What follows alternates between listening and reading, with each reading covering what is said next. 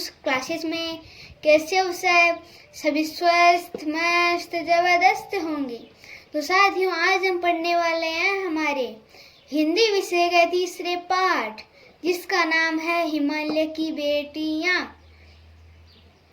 तो हिमालय को क्या है? तो हिमालय एक पहाड़ है।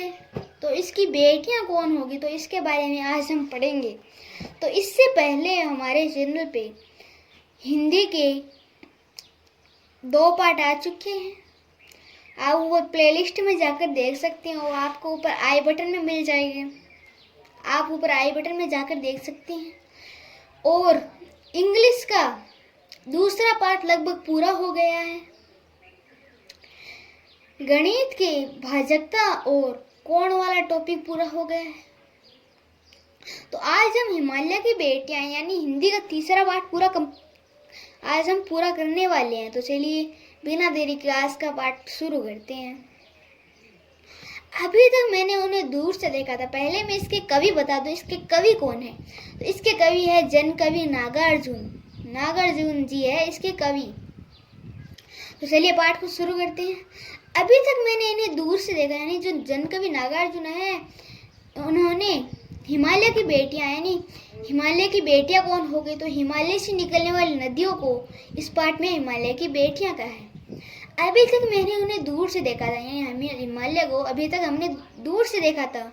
बड़े गंभीर यानी एकदम स्थिर है, जो चंचल नहीं है, शांत, एकदम शांत स्वभाव की है और अपने आप में खोई हुई है नदियाँ।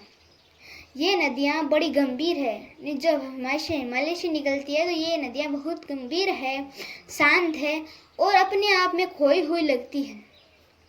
शुभात महिला की वे भांति वे प्रतीत होती है, यानी एकदम स्थिर, एकदम चंचल नहीं हूँ, इस भांति ये प्रतीत होती है। उनके प्रति मेरे दिल में आदर और श्रद्धा के भाव थे, यानी उनके प्रति मेरे दिल में आदर और श्रद्धा के भाव थे।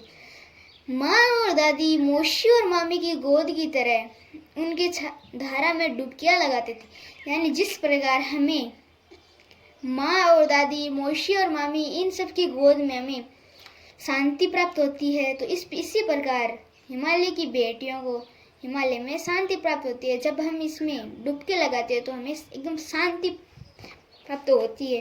परंतु इस बार जब मैं हिमालय के कंधे पर चढ़ा, हिमालय का कंधा कौन है, तो हिमालय का कंधा हो गया हिमालय की चोटियां, यानी हिमालय कंधा हो गया हिमालय की चोटियां पर चढ़ा, तो वे कुछ और रूप में सामने थी, यानी कुछ और रूप में थी। मैं हैरान था, यानी मैं चकित हो गया कि यही दुबली पतली गंगा, यानी यही नदी गंगा, यही यमुना और यही सतलुज समतल मैदान में उतरकर इतनी विशाल क्यों हो जाती है। यानी देखो, यहाँ पे हिमालय से निकल रही है तो वह एकदम पतली है, एकदम छोटी है, और जब समतल मैदानों में आ रही है तो वह बहुत बड़ी नदी का रूप ले लेती है।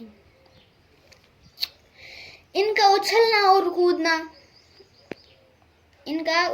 कूदना, खिलखिलाकर लगातार हंसना, इनकी यह भावभंगी, इनका यह उल्लास कहाँ गायब हो जाता है मैदान में जाकर। यानी इनका उछलना कूदना कैसे, तो जब सामने कोई पत्थर जैसे कोई वस्तु है उनसे टकराते हैं तो वह पानी उछलने लगता है।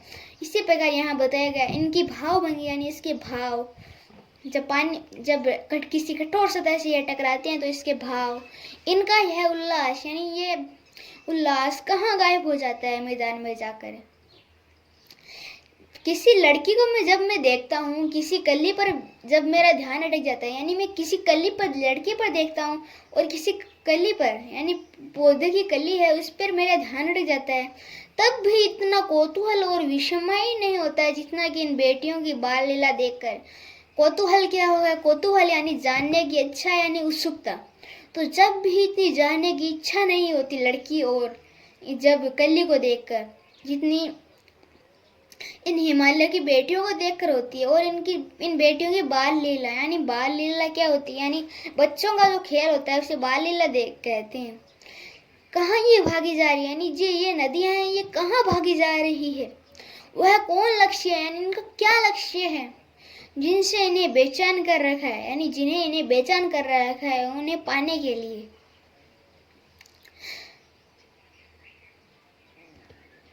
जिन्हें इन्हें बेचैन कर रखा है इन्हें पाने के लिए। अपने महान पिता का विराट प्रेम पाकर भी यह इनका हृदय अतृप्त ही है।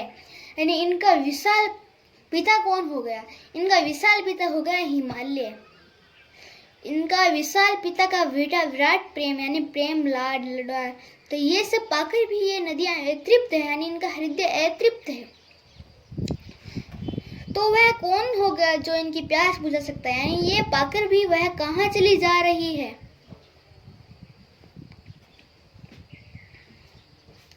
बरंग जली नदी, पहाड़ियां, छोटे छोटे पौधों से भरी घाटियां, मधुर उपत्यकाएं, शरबशज उपत्यकाएं, ऐसा है इनका नीला निकेतन। यानी यहाँ पे कह रहा है बर्फ जली नंगी पहाड़ियां, यानी नंगी पहाड़ियां, बर्फ जली नंगी पहाड़ियां, बंधुर अधिकताएं। बंधुर अधिकताएं क्या होता है? बंधुर अधिकताएं वह होता है, बंधुर का अर्थ हो गया गहरी और अधिकताएं का अर्थ हो गया गुफाएं। तो ये गहरी गुफाएं हैं, इनमें सर्वसज शर शब्द उपत्यकाएं, शर शब्द उपत्यकाएं का यह अर्थ हो गया कि शर शब्द का अर्थ हो गया हरी भरी और उपत्यकाएं का अर्थ हो गया घाटियां। तो ये सरसब्ज उपत्यकाएं बाद में है, ऐसा है इनका नीला निकेतन। यानी निकेतन क्या हो गया? निकेतन यानी घर, ऐसा है इनका नीला निकेतन। खेलते खेलते ये जब ये जरा दूर निकल जाती है, यानी जब खेलते खेलते जब ये नदी जाती है तो ये जरा दूर निकल जाती है, तो देवदार, चीर, सरो, चिनार, सफेदा, केल के जंगलों में पहुंचकर शायद इन्हें बीती बातों याद करने का मौका मिल जाता है। यानी ये बहती बहती ये सारे जंगल है, देवदार, चीड़, सरो, चिनार, सफेदा, केल के, ये सारे जंगल है। तो जब ये जंगल में चले जाते हैं तो इन्हें ये अपने पिता की याद आती है। कौन जाने बूढ़ा हिमालय अपनी नटखट बेटों के लिए कितना सिर धुनता है। यानी बूढ़ा हिमालय, यानी ये हिमालय है, ये बहुत प्राचीन है। तो ये बूढ़ा हिमालय अपनी नटखट बेटियों, अपनी नटखट यानी शैतान बेटियों के लिए बड़ी बड़ी चोटियों से कितना सिर धुनता है। सिर धुनना का अर्थ हो गया, सिर धुनना का अर्थ हो गया कि सिर धुनना का अर्थ हो गया परेशान होना, यानी ये कितना परेशान होता है इनके कारण। तो आज की कड़ी में हम इतना ही पढ़ेंगे। मिलते हैं हमारे अगले वीडियो में। और अगर आपने हमारे चैनल को सब्सक्राइब नहीं किया है तो हमारे चैनल को सब्सक्राइब कर दीजिए और घंटी वाले निशान को दबा दीजिए, जिससे मेरी हर वीडियो नोटिफिकेशन आप तक पहुंचते रहे।